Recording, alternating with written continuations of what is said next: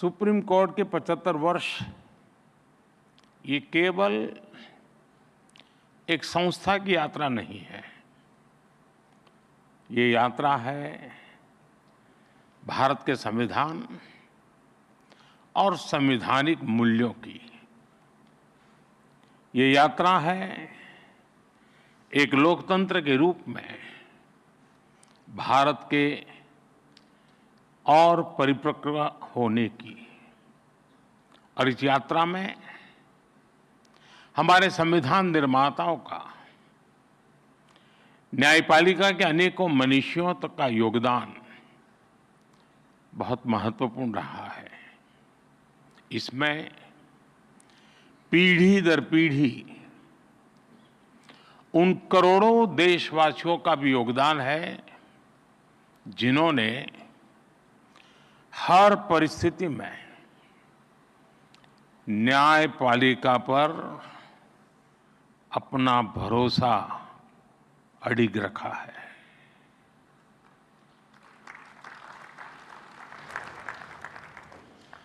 भारत के लोगों ने कभी सुप्रीम कोर्ट पर, हमारी न्यायपालिका पर अविश्वास नहीं किया। इसलिए सुप्रीम कोर्ट के ये 75 वर्ष मदर ऑफ डेमोक्रेसी के रूप में भारत के गौरव को और अधिक बढ़ाते हैं। ये हमारे उस सांस्कृतिक उद्घोष को बल देते हैं जो कहता है, सत्यमेव जयते नानृतम्। इस समय देश अपनी के आजादी के 75 वर्ष पूरे करके संविधान की 75वीं वर्षगांठ मनाने जा रहा है। इसलिए इस अवसर में भी गर्व भी है, गौरव भी है और प्रेरणा भी है। मैं आप सभी न्यायविदों को और सभी देशवासियों को इस अवसर पर बहुत बहुत बधाई देता हूं। इस अवसर पर राष्ट्रीय जिला न्यायपालिका सम्मेलन का जो महत्वपूर्ण आयोजन हो रहा है, मैं इसके लिए भी आप सबको शुभकामनाएं देता हूं। साथियों, हमारे लोकतंत्र में न्यायपालिका संविधान की संरक्षक मानी गई है। ये अपने आप में एक बहुत बड़ी जिम्मेदारी है। हम संतोष के साथ कह सकते हैं कि सुप्रीम कोर्ट ने, हमारी न्यायपालिका ने इस जिम्मेदारी का बखूबी निर्वहन करने का प्रयास किया है। आजादी के बाद न्यायपालिका ने न्याय की भावना की रक्षा की। आपातकाल जैसा काला दौर भी आया, तब न्यायपालिका ने संविधान की रक्षा में अहम भूमिका निभाई। मौलिक अधिकारों पर हुए प्रहार तो सुप्रीम कोर्ट ने उनकी रक्षा भी की। और यही नहीं, जब जब देश की सुरक्षा का प्रश्न आया, तब न्यायपालिका ने राष्ट्रहित सर्वोपरि रखकर भारत की एकता की भी रक्षा की है। इन सब उपलब्धियों के बीच मैं इन यादगार 75 वर्षों के लिए आप सभी विद्वज्जनों को बहुत बधाई देता हूं। साथियों, बीते 10 वर्षों में न्याय को सुगम बनाने के लिए देश ने कई प्रयास किए हैं। कोर्ट्स के मॉडर्नाइजेशन के लिए मिशन लेवल पर काम हो रहा है। इसमें सुप्रीम कोर्ट और जुडिशरी के सहयोग की बड़ी भूमिका रही है। आज जिला न्यायपालिका का ये कार्यक्रम भी इसी का एक और उदाहरण है। इसके पहले यहां कई लोगों ने उल्लेख भी किया, सुप्रीम कोर्ट और गुजरात हाई कोर्ट ने मिलकर ऑल इंडिया डिस्ट्रिक्ट कोर्ट जजेस कॉन्फ्रेंस का आयोजन भी किया था। इस तरह के आयोजन ईज ऑफ जस्टिस के लिए बहुत ही जरूरी है। मुझे बताया गया है यहां भी अगले 2 दिनों में कई महत्वपूर्ण मुद्दों पर चर्चा होगी। पेंडिंग केसेस का मैनेजमेंट, ह्यूमन रिसोर्स और लीगल फैटर्निटी की बेहतरी। आपने चर्चा के लिए सभी जरूरी विषय तय किए हैं। मुझे खुशी है कि सबके साथ अगले 2 दिनों में एक सेशन जुडिशियल वेलनेस पर भी रखा गया है। पर्सनल वेलनेस, सोशल वेलबीइंग की सबसे पहली जरूरत है।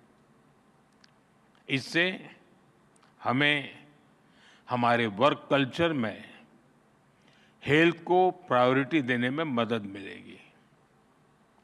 साथियों, हम सब जानते हैं आज आजादी के अमृतकाल में 140 करोड़ देशवासियों का एक ही सपना है, विकसित भारत, नया भारत। नया भारत यानी सोच और संकल्प से एक आधुनिक भारत। हमारी न्यायपालिका इस विजन का एक मजबूत स्तंभ है। खास तौर पर हमारी डिस्ट्रिक्ट जुडिशरी भारतीय न्यायपालिका की व्यवस्था का एक आधार है। देश का सामान्य नागरिक न्याय के लिए सबसे पहले आप ही का दरवाजा खटखटाता है। इसलिए ये न्याय का प्रथम केंद्र है, ये पहली सीढ़ी है। हर तरह से सक्षम और आधुनिक हो, ये देश की प्राथमिकता है। मुझे विश्वास है ये राष्ट्रीय सम्मेलन, इसमें हुए विमर्श देश की अपेक्षाओं को पूरा करने में मदद करेंगे। साथियों, किसी भी देश में विकास का अगर कोई सबसे सार्थक पैरामीटर है तो वो है सामान्य मानवीय का जीवन स्तर। सामान्य मानवीय का जीवन स्तर उसकी ईज ऑफ लिविंग से तय होता है और सरल सुगम न्याय ये ईज ऑफ लिविंग की अनिवार्य शर्त है। ये तभी संभव होगा जब हमारी डिस्ट्रिक्ट कोर्ट्स आधुनिक इंफ्रास्ट्रक्चर और टेक्नोलॉजी से लैस होगी। हम सब जानते हैं कि आज डिस्ट्रिक्ट कोर्ट्स में करीब 4.5 करोड़ केसेस पेंडिंग है। न्याय में इस देरी को खत्म करने के लिए बीते 1 दशक में कई स्तर पर काम हुआ है। पिछले 10 वर्षों में देश ने जुडिशियल इंफ्रास्ट्रक्चर के विकास के लिए लगभग 8,000 करोड़ रुपए खर्च किए हैं। आपको एक और तथ्य जानकर खुशी होगी, पिछले 25 साल में जितनी राशि जुडिशियल इंफ्रास्ट्रक्चर पर खर्च की गई, उसका 75% पिछले 10 वर्षों में ही हुआ है। इन्हीं 10 वर्षों में डिस्ट्रिक्ट जुडिशरी के लिए 7,500 से ज्यादा कोर्ट हॉल और 11,000 रेसिडेंशियल यूनिट्स तैयार की गई है। साथियों, मैं जब लीगल फ्रेटर्निटी के बीच आता हूं तो ई कोर्ट्स का विषय आना बहुत स्वाभाविक है। टेक्नोलॉजी के इस इनोवेशन से केवल न्यायिक प्रक्रियाओं में तेजी ही नहीं आई, इससे वकीलों से लेकर फरियादी तक हर किसी की परेशानियां भी तेजी से कम हो रही है। आज देश में अदालतों का डिजिटाइजेशन किया जा रहा है और जैसा कि मैंने कहा, इन सभी प्रयासों में सुप्रीम कोर्ट की ई कमेटी अहम भूमिका निभा रही है। साथियों, पिछले वर्ष ई कोर्ट्स प्रोजेक्ट के तीसरे फेज को भी स्वीकृति मिली है। हम एक यूनिफाइड टेक्नोलॉजी प्लेटफॉर्म तैयार करने की दिशा में आगे बढ़ रहे हैं। इसके तहत artificial intelligence, optical character recognition जैसी उभरती हुई टेक्नोलॉजी का इस्तेमाल होगा। हम पेंडिंग केसेस का एनालिसिस कर सकेंगे, भविष्य के मुकदमों का भी अनुमान लगा सकेंगे। पुलिस, फॉरेंसिक, जेल और कोर्ट टेक्नोलॉजी इनको इंटीग्रेट भी करेगी और इनके काम को स्पीड अप भी करेगी। हम ऐसी न्याय व्यवस्था की ओर बढ़ रहे हैं जो पूरी तरह से फ्यूचर रेडी हो गई। साथियों, आप जानते हैं, बड़े बदलाव में इंफ्रास्ट्रक्चर और टेक्नोलॉजी के साथ ही नियमों, नीतियां और नीयत की भी भूमिका होती है। इसलिए आजादी के 7 दशक बाद देश ने पहली बार हमारे कानूनी ढांचे में इतने बड़े और अहम बदलाव किए हैं। भारतीय न्याय संहिता के रूप में हमें नया भारतीय न्याय विधान मिला है। इन कानूनों की भावना है citizen first, dignity first and justice first. हमारे क्रिमिनल लॉज शासक और गुलाम वाली कॉलोनियल सोच से आजाद हुए हैं। सेडिशन जैसे अंग्रेजी कानूनों को खत्म किया गया है। न्याय संहिता की सोच नागरिकों को सजा देगा, यही एकमात्र नहीं है, लेकिन नागरिकों को सुरक्षा देना भी है। इसलिए एक और महिलाओं और बच्चों के खिलाफ होने वाले अपराधों पर सख्त कानून बने हैं। दूसरी ओर पहली बार मामूली अपराधों में सजा के तौर पर कम्युनिटी सर्विस का प्रावधान किया गया है। भारतीय साक्ष्य अधिनियम के तहत सबूत के तौर पर इलेक्ट्रॉनिक और डिजिटल रिकॉर्ड को भी मान्यता मिली है।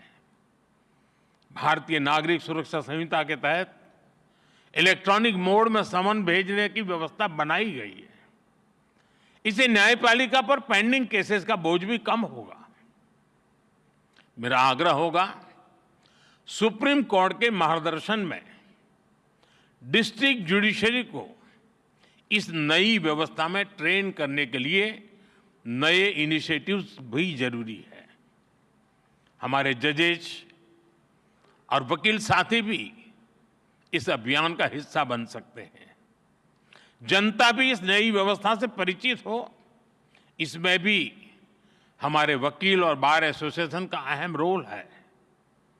साथियों, मैं देश और समाज के एक और ज्वलंत विषय को आपके समक्ष उठाना चाहता हूं। आज महिलाओं के खिलाफ अत्याचार, बच्चों की सुरक्षा समाज की एक गंभीर चिंता है। देश में महिलाओं की सुरक्षा के लिए कई कठोर कानून बने हैं। 2019 में सरकार ने फास्ट ट्रैक स्पेशल कोर्ट की स्थापना की योजना बनाई थी। इसके तहत अहम गवाहों के लिए डिपोजिशन सेंटर्स का प्रावधान है। इसमें भी डिस्ट्रिक्ट मॉनिटरिंग कमेटीज की भूमिका महत्वपूर्ण हो सकती है। इस कमेटी में डिस्ट्रिक्ट जज, डीएम और एसपी भी शामिल होते हैं। क्रिमिनल जस्टिस सिस्टम के विभिन्न पहलुओं के बीच समन्वय बनाने में उनकी भूमिका अहम होती है। हमें इन कमेटियों को और अधिक सक्रिय करने की जरूरत है। महिला अत्याचार से जुड़े मामलों में जितनी तेजी से फैसले आएंगे, आधी आबादी को सुरक्षा का उतना ही बड़ा भरोसा मिलेगा। साथियों, मुझे विश्वास है कि यहाँ जो विमर्श होगा उससे देश के लिए बहुमूल्य समाधान निकलेंगे, जस्टिस टू ऑल का रास्ता मजबूत होगा।